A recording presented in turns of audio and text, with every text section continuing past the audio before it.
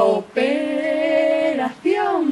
pijama de corazón, zapatillas violeta, bata de lunares. E agora? Preguntou León. Agora gardaos, respondiu o home dando unha palmada no peto do pantalón. León desesperouse. Pensou que o home non acababa de erguerse nun apuro, o home era tonto. E o peor era que acababa de darlle 300. Que fas aí parado? Apurou o home botando a andar. Temos 15 minutos para chegar aló abaixo. León apurou o paso tras do home que resucitara. Daba a volta ás esquinas cunha axilidade precipitada que o deixaba sen respiración. Bloques e bloques apurados cara ao norte ata que se cruzaron cunha patrulla da Garda Amarela. «Cuidado, home!» avisou o home agarrando a León.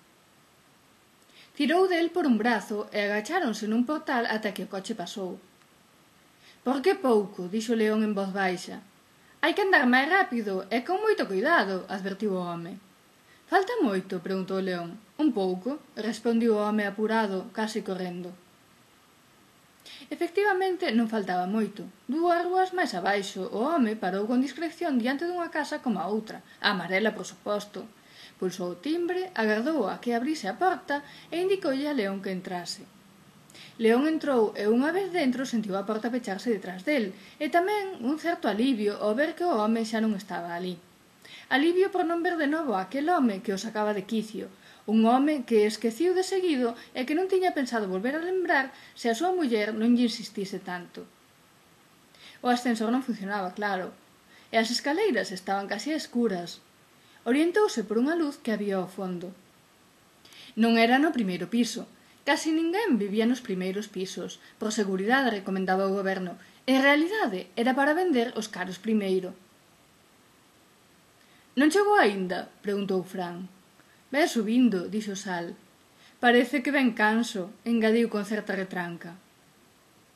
León escoitaba as voces no alto e notaba no ton que rían del, o que o empurraba cada vez máis a pensar que se enganara en pasar ao outro lado. Ao chegar ao piso que tiña a porta aberta, o único que daba luz ao oco da escaleira, parou un momento antes de cruzar o umbral. Tratou de ver dentro, pero só avistou un sofá baldeiro. Empurrou a porta ata abrila de todo. «Por fin», dixo Sal, «tomáchelo con calma». «Sí, xa tiñas que chegar onte», riu Fran. León non dixo nada. Non fora culpa súa, non sabía por que lle estaban botando as culpas de algo que el non controlaba. «Bueno, o tema», dixo Fran. «Mañán vas a estar na rúa 4 ás 12:15 e ali xa che dan máis instruccións». Preguntou León. «E xa che dan máis instruccións», respondiu Sal con sorna. «A ver», suspirou León desesperado. «Teño que andar até aquí, mareádesme dun lado para outro, e o único que facedes é dicirme onde será o seguinte encontro. Polo menos a muller de onte fíxome unhas preguntas, e o home este pediume cartos». «Home, se queres deixar uns cartos, deixaos, nós non chos imos rexeitar», dixo Fran. «Sí, porque nós non temos preguntas que facer, o único que temos para ti é o que che acabamos de dicir», explicou Sal. «Agora deberías marchar.